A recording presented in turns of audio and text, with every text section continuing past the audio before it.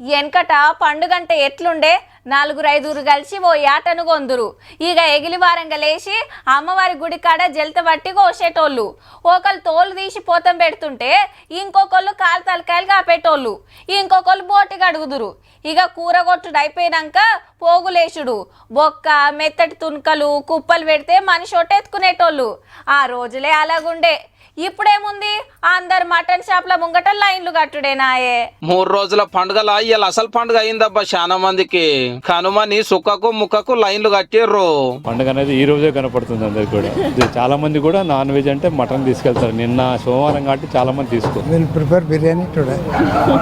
3-4 days we could not eat now, festival and all. So we are planning today. భోగినాడు బెల్లం తీయటొంటలేనా, సంక్రాంతి నాడు సోమవారం వచ్చే చాలా మంది కౌసు తిన్నారు. ఆడోళ్ళు అయితే మరి మొగోళ్ళ మందం ఇంత తెచ్చుకొని ఒడిపించారు. ఇవాళ కనుమాయే మంగళవారం దంచుడు దంచిరు అనుకో రాదుండ్రే. ఏట కూరకు కోడి కూరకు మస్తు గిరాకీ. గ్యారెల్ చేసుకుంటాం, చికెన్ బగారా రైస్. రేట్లు కూడా గట్టిగానే ఉన్నాయి. కిలో మటన్ 800 కాడ నుంచి 900 దాకా నడుస్తుంది. కాయిషున్నోళ్ళు తలకాయ కాలు కొట్టించారు, బోటి తీసుకుపోయి ఫ్రై చేయించుకున్నారు. గంత రేటా అనుకున్న వాళ్ళు కిలో తీసుకునే కాడ అర్ధ కిలో తీసుకొని కడమే చికెన్ కొంటపోయారు. అది కూడా ఏం తక్కువ లేదు, 220 రూపాయలు కిలోకు. అయితే 2000 అవుతుంది ఫ్యామిలీ వాళ్ళకి. పబ్లికే కాదు, చికెన్ సెంటర్ కూడా ఇయాలనే అసలు పండుగ అయింది. బగ్గా గిరాకుండే వరకు ఉన్న 300 పోయింది. ఇలా దానికి కొద్దిగా ఎక్కువ వేసుకున్నాం, 500 కేజీస్ వేసుకున్నాం. ఏహే ఊకే గివేనా అనుకున్న వాళ్ళు చేపలు కొంటపోయారు.